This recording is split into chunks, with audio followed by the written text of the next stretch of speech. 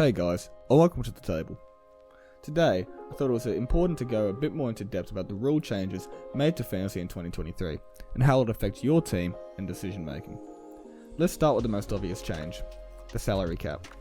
When logging into fantasy, you'll see the new salary cap of 10 million versus the old cap of 9.4 million. This change also brings along a rise in the point multiplier to 14.3k per point, meaning a player who averages 10 is worth 143k, someone who averages 20 is worth 286k, someone who averages 30 is worth 429k, and so on. Now ultimately, a lot of people have been a bit shocked by the rise in player prices this season. However, I believe this is due to a couple of reasons. Firstly, the cap went up, and thus the point multiplier as previously stated, meaning players will just naturally be more expensive.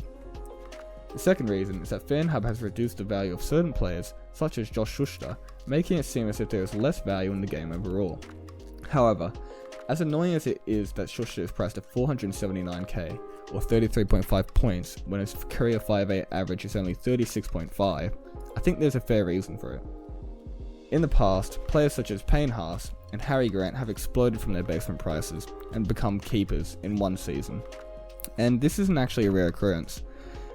Players play well in reserve grade, spots open up in teams' first grade sides, and they just explode.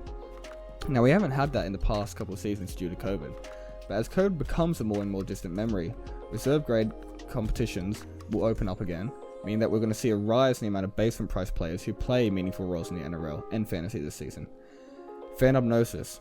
If you've had a look at some teams in a community Discord server or tried making your own, you'll know that your squad is full of basement price guys such as Paul Alamotti, Valence Taware, Tyrell Sloan, and just so on.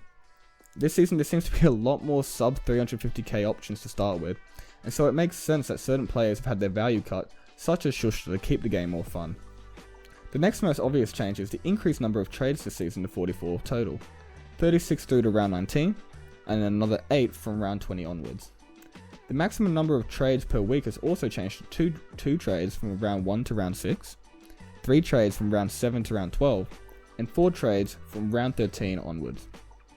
Although this seems like a massively positive change on the surface, keep in mind that this change is a result of the increased amount of buys in the competition.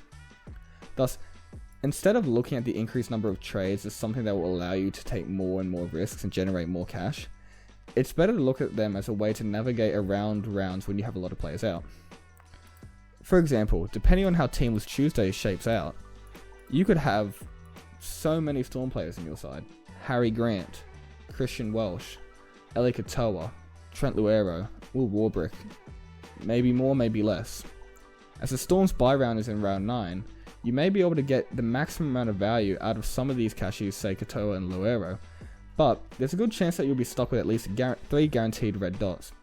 Thus, it may be a good idea to trade one of Welsh or Grant out early in preparation for Origin to have another green dot in round 9. But we'll have to wait and see how that pans out, obviously. Now, speaking of Origin, in rounds 13, 16, and 19, the Origin rounds, the amount of scoring players who contribute to your final point total at the end of the week, will be reduced from 17, your first 13 and 4 bench players, to 13, just your starting team. This effectively means you can have 8 red dots in rounds 13, 16, and 19, and thus the negative impact of having a large amount of Origin players in your team is reduced. Now, keep in mind, non-Origin guns are still going to be very useful. Think players like IPAP, Tarpany, Robson, because you're getting a gun score in those rounds. But don't be scared of someone like Cleary and pick up Hines just because of Origin. And that does it for all the changes to fantasy this 2023 NRL season. If you guys enjoyed the video, feel free to check out the Discord in the description or in the About section of the channel for more discussion. Have fun and continue eating.